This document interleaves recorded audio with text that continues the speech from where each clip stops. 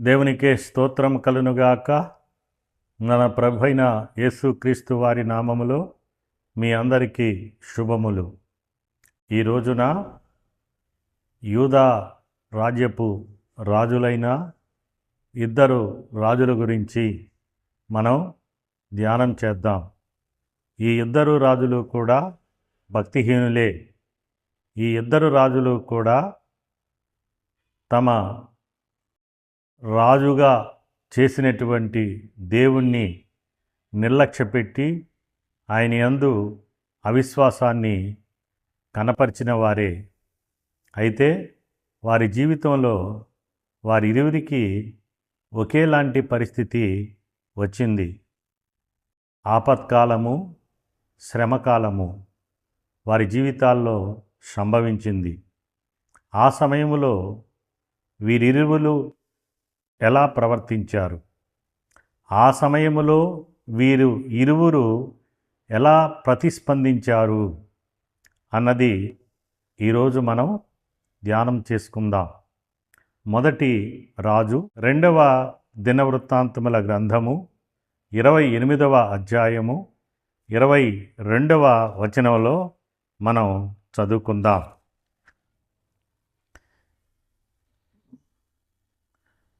ఆపత్కాలమందు అతడు యెహోవా దృష్టికి మరి అధికముగా అతిక్రమములు జరిగించెను.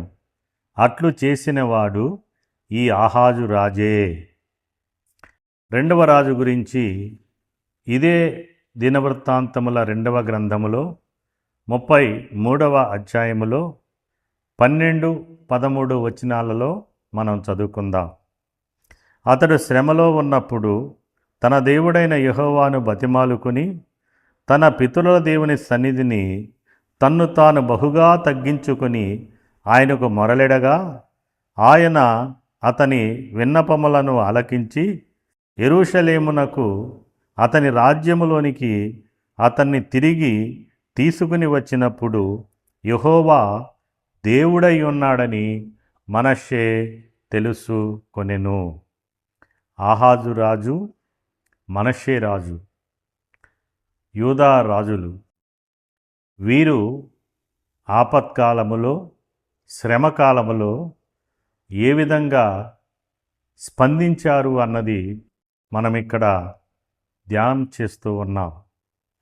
ఆహాజు రాజు భక్తిహీనుడే.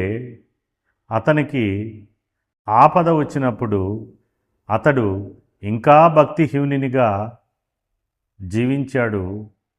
దేవుని వైపుకి అతడు తిరగలేదు.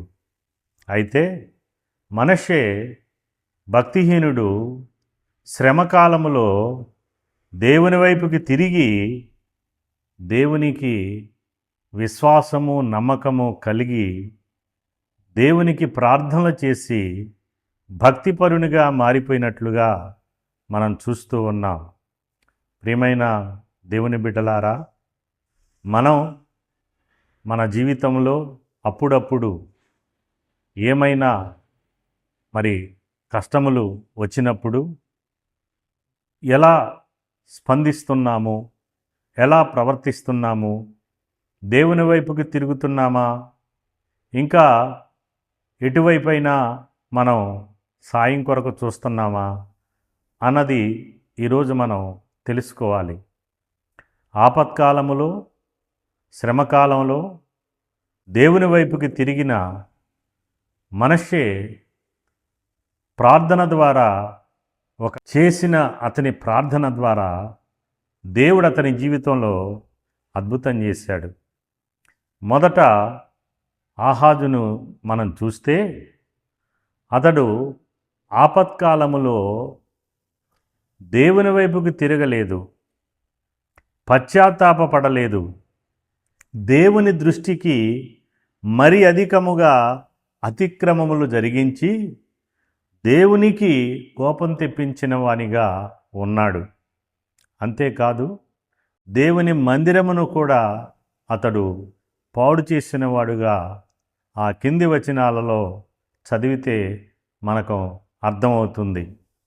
అతని అంతము అతడు ఇశ్రాయేలులను ఇటువంటి పనులు చేసి తనను ఓడించిన ప్రజల యొక్క తనను ఓడించిన రాజుల యొక్క వారి దేవతలను తీసుకొచ్చి వాటికి బలులర్పించి మరింత హానికరముగా తన మీదికి తన ప్రజల మీదికి హాని తెచ్చుకున్నవానిగానే అతన్ని మనం చూస్తూ ఉన్నాం.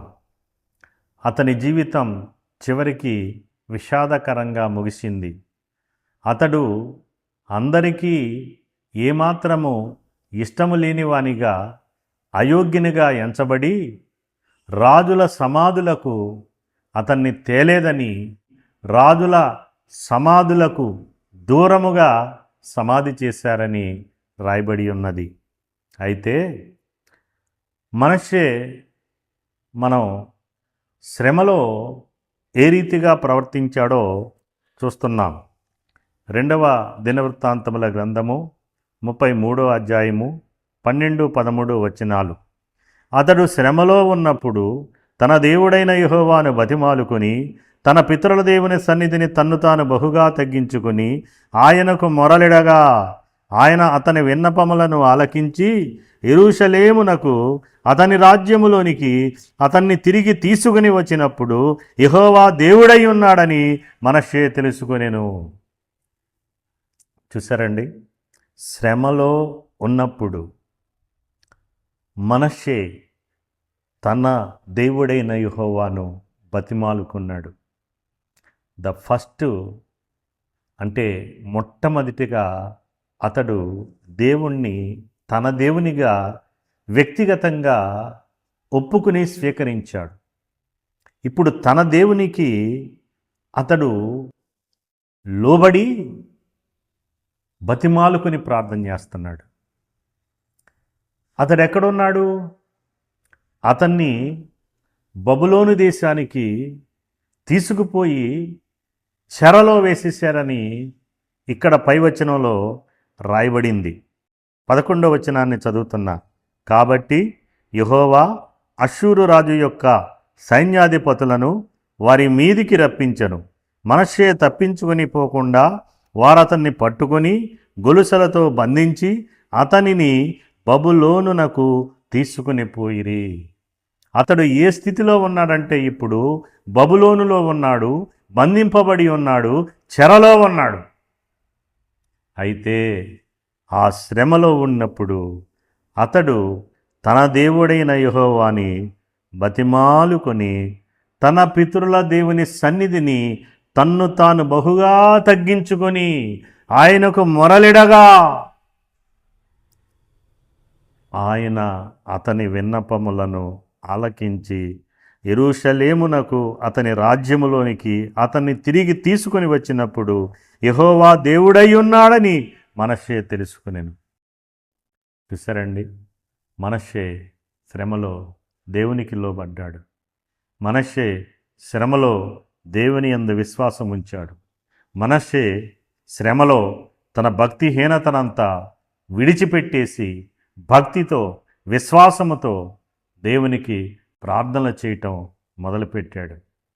చూశారండి, అలా మనం శ్రమకాలంలో కష్టం వచ్చినప్పుడు దేవునికి ఇంకా విధేయులమై భక్తి కలిగి మనల్ని మనం పరిశీలించుకొని మనలో ఉన్న దేవునికి ఇష్టము లేని కార్యాలని తొలగించుకొని దేవుని ఎదుట మనల్ని మనం తగ్గించుకుంటే దేవుడు మన జీవితంలో అద్భుతమైన కార్యాన్ని తక్షణమే చేస్తాడు. అంత ప్రేమగల దేవుణ్ణి, పరిశుద్ధుడైన దేవుణ్ణి, కనికరము గల దేవుణ్ణి మనం కలిగి ఉన్నాం. మనష్షే చెరలో పశ్చాత్తాపపడ్డాడు, దేవుని వైపుకి తిరిగాడు. మనష్షే విశ్వాసముతో ప్రార్థించాడు, మొరలిడాడు, బతిమాలుకున్నాడంట. ఇది అతని తగ్గింపును చూపిస్తుంది. ఏం చేశాడండి? బతిమాలుకున్నాడంట.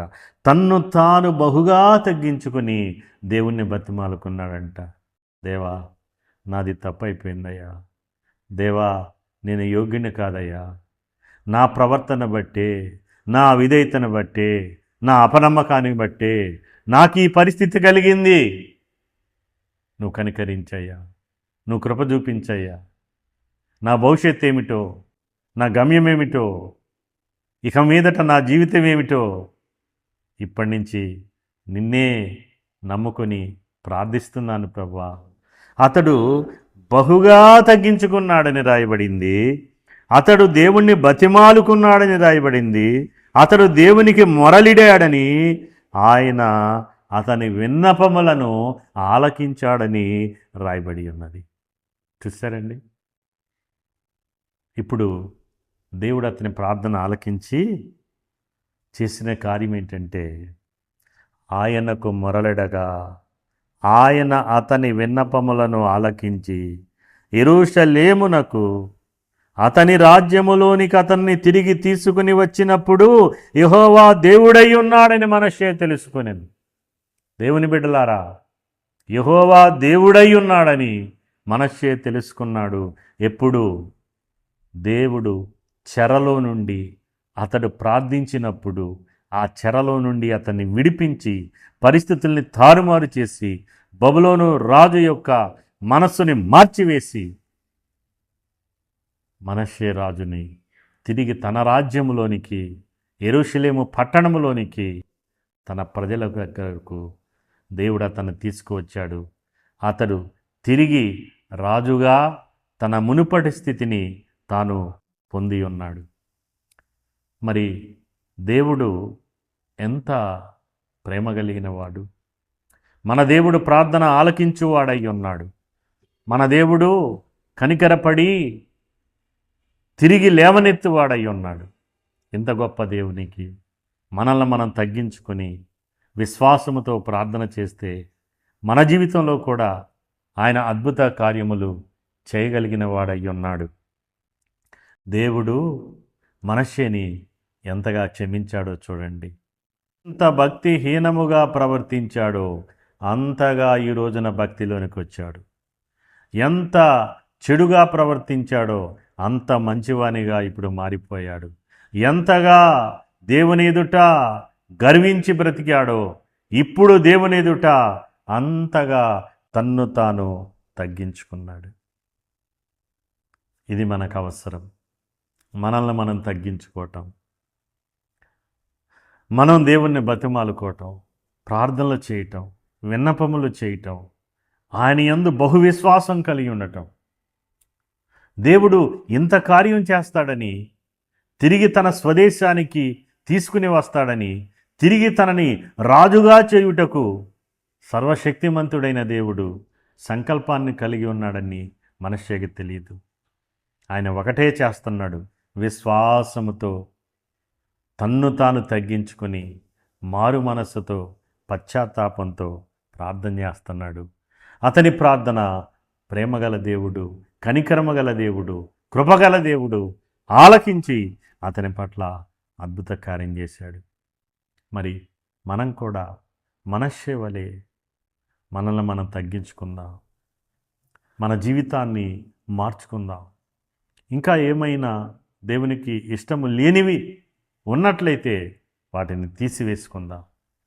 ఎంత దూరం వెళ్ళిపోయినా, ఎంత అట్టడునకు వెళ్ళిపోయినా, ఎంతగా పరిస్థితులు మారిపోయినా తిరిగి లేవనెత్తుటకు, తిరిగి మనల్ని మంచి స్థితిలోనికి తీసుకొని రావడానికి, తిరిగి మనల్ని ఒక మంచి స్థాయిలో నిలవబెట్టడానికి శక్తిగల దేవుడు మన దేవుడు. మరి ప్రభు అయిన యేసుక్రీస్తు వారి నామములో మనకు దేవుని రాజ్యములో స్థానం ఉన్నది. అంతే మాత్రమే కాదండి, మనకు నిత్య జీవం ఉన్నది. నిలబెట్టుకునే దేవుడు ప్రభు అయిన యేసుక్రీస్తు. మరి ఈ రోజున మనష్షే వలె ఒక మాదిరికరమైన జీవితాన్ని, మార్పు కలిగిన జీవితాన్ని, తగ్గింపు కలిగిన జీవితాన్ని, సరి చేసుకునే జీవితాన్ని, నిన్ను నీవు తగ్గించుకొని దేవుని ఎదుట బహుగా ప్రార్థించుకునేటటువంటి ఆ ఆత్మీయ స్థితిలోనికి నీవు రావాలని ప్రభు పేరిట ప్రేమతో నేను మీకు మనవి చేస్తూ ఉన్నాను. మరి ఆ రీతిగా మీరు చేస్తారా? మీరు ప్రార్థనాపరులుగా మారాలి. ఈ మనస్సే ఆ తదుపరి దేవాలయములో తాను దేవుణ్ణి ఆరాధించి తన ప్రజలు కూడా, యాజకులు కూడా, లేవీలు కూడా దేవుణ్ణి ఆరాధించేటట్లుగా చేసినట్లుగా మనం చూస్తాం. తన ప్రజలందరికీ దేవుని మాట విని దేవుణ్ణి ఆరాధించాలని, దేవుని యందు భయభక్తులు కలిగి జీవించాలని అతడు ఆజ్ఞాపించిన వానిగా మనం చూస్తూ ఉన్నాం. తాను భక్తి నేర్చుకున్నాడు. ఇతరులకు కూడా, తన ప్రజలకు కూడా ఆ భక్తిని ఆయన నేర్పిస్తూ ఉన్నాడు.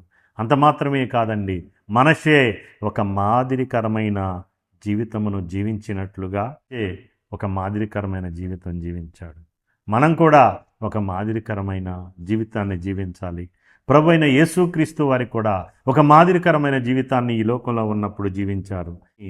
నేను మీకు మాదిరిగా ఉండుటకు ఈలాగున చేసి తిని అని ఆయన తన శిష్యుల పాదములు కడిగి తన ప్రేమను, తగ్గింపును, సేవాతత్వాన్ని కనపరిచాడు.